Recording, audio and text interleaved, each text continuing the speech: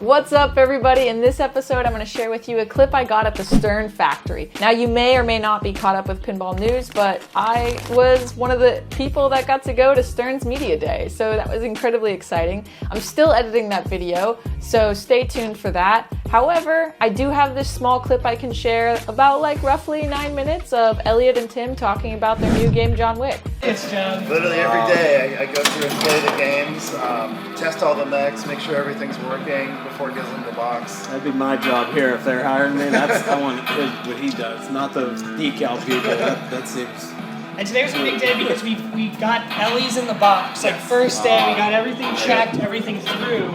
So now what we're in is our post-launch development where we have a runway of time, let's say 3 weeks, where we'll add new features, we'll prioritize what we're going to put in the game, we'll evaluate the feedback that we've already released, and then we'll do another update. And one thing coming in this update that's going to be cool, especially for Ellie buyers, this is the wrong level again, is just in John Wick's house, so I have to get to that mode, we added the shaker and speaker light muzzle flash code that syncs up with it. So I'm going to keep going to that because Ellie, is anything to talk about? I guess we could talk about kind of how it all came together and the iterations on things like the car and stuff. I think George said at some point, but this John Wick's home. Yeah. Okay. Oh, are we in John Wick's home? Yeah, here we are. Okay, we'll show you a thing, then I'll go back to talking. I gotta wait for them to all store. Okay, so yeah, this is our Whitewood 3, or it's an iteration of our Whitewood 3 that we ended up doing. The first one basically kept 90% of it, and only this side remained and threw the rest out because it was not shooting super well. So it was. Yeah, this is the third iteration. This is a lot of iterations we do just to make sure it's fun, shoots well. There's a lot of development that goes into that. So I'm doing this so Paul search doesn't kick in. This is how I play it too.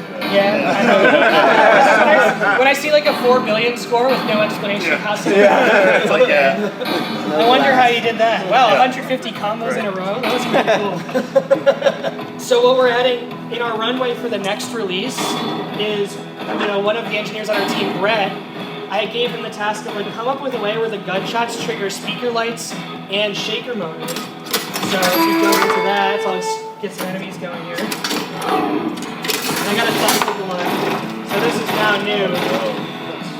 So that was our first idea was okay, you got the muzzle flash, and then we go from there. And we always iterate, we always talk about well, what else can we do? Because the John Wick jump, when he lands, we can get a sound there, we can get a new show there. But it looks so good, especially when he's facing the camera and he shoots. This way. Come out, maybe. Wait. It's reloading. You didn't notice he shoots a lot of people. Yeah.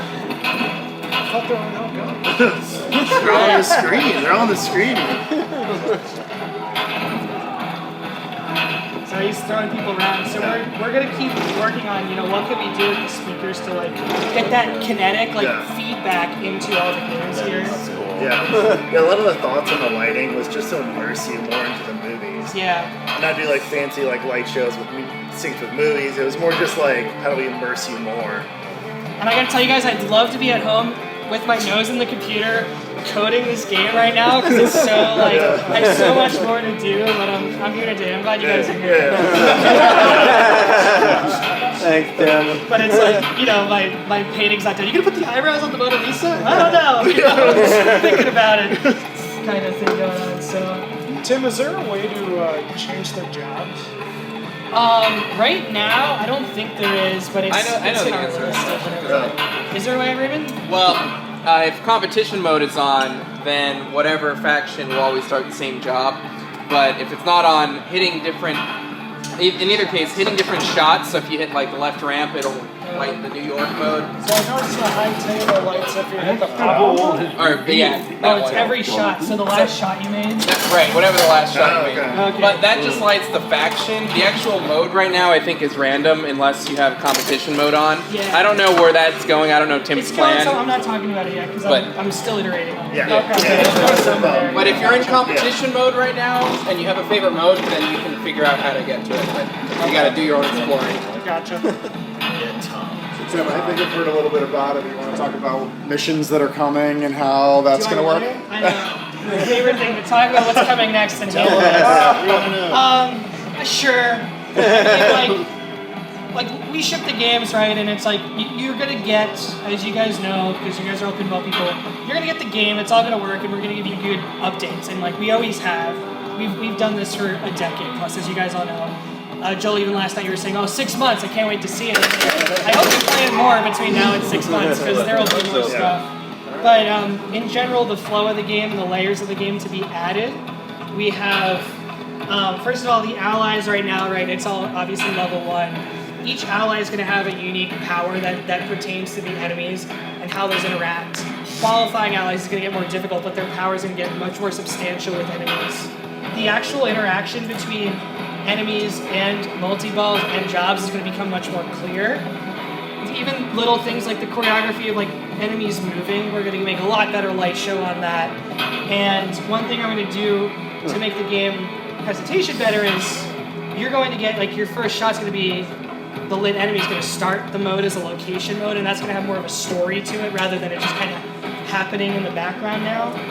And that'll make the enemies count make sense, stuff like that. So like we put stuff in chunks and we iterate on it, and we kind of know where it's going, but you know, to get the game in a state where it's approved, we can ship it, we can play it, and then we build on there.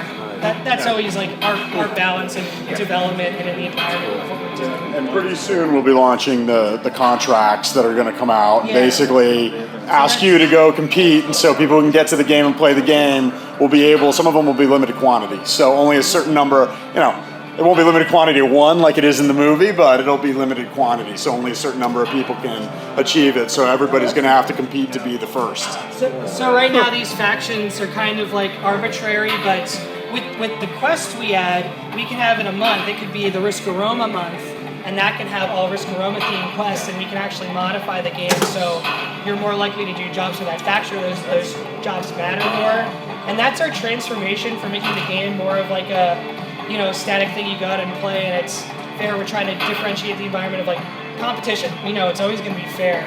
But at home, if you have a new month, new quest, new objectives, a new way to play, I think that provides a more interesting experience in the direction we're going, and that's why it's so cool to have the game should be now in the adoption on Insider and the technology there to really bring that home. The medallion that you have over there, I saw it opened up earlier. What is triggering that thing? Is it the two stand-ups that are over there?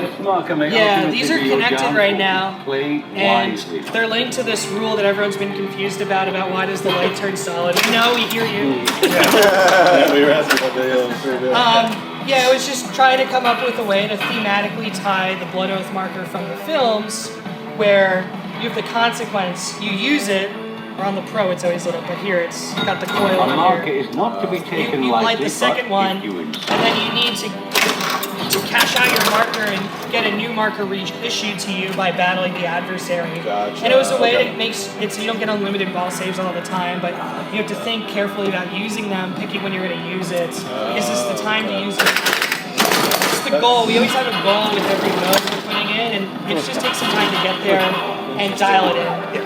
That's something that makes this feel a lot more like John Wick to me. Yeah. With the way it is. That's a really good action. I mean, and the whole concept behind, right, the enemies are blocking the shots. I mean, that's from the cinematography, right? John Wick can't get from point A to point B without 20 stuntmen coming after him, and he's got to take them all down. So, like, how do we translate that to pinball? You know, that's our job as the pinball experts to come up with a way that isn't annoying, but, like, keeps you engaged with it, and that's the fun part. I'm sorry about that. And with the quests and the contracts and the things we have, we'll be putting out, if you want them, you can get push notifications that'll say, hey, there's new things to do, new things to go play for people to enjoy. So, you know, it's optional. You can do it if you want it. You don't have to do it if you don't want it. But it'll make it feel alive, and it's a lot of fun with the fiction, right? And in John Wick, they all get the text messages about the bounties. So we're playing on that. I like that. Yeah. It's like, you know, makes sense probably to you guys more of like pinball people, like how does something in the film connect to this? And yeah, it's like for the beginning of time in pinball, like how do you communicate as something as simple as like time is running out? Everyone knows, look, Link's faster and faster and faster, right? Like you have that cue that's so ingrained in our heads, but that's not something that's clear to everyone when you're explaining, oh, this is how you're going to communicate the rule. So, I mean, like I said, we have a big team of software developers. We bring in people like Josh, Elizabeth, Raymond, who are from the pinball community who understand that language, right? Of like blinking means hit it, and pulsing means, you know, it's a little bit different, right? And solid means it's there. All right. With that, Well, we I think don't we're have gonna all swap day. you We guys do. over and swap you out. Thanks again for watching. I hope you guys enjoyed this clip. What do you think about the new John Wick game? Do you think the features that they're creating are really cool? What about the contracts? Let me know in the comments. I'll catch you on the flip side.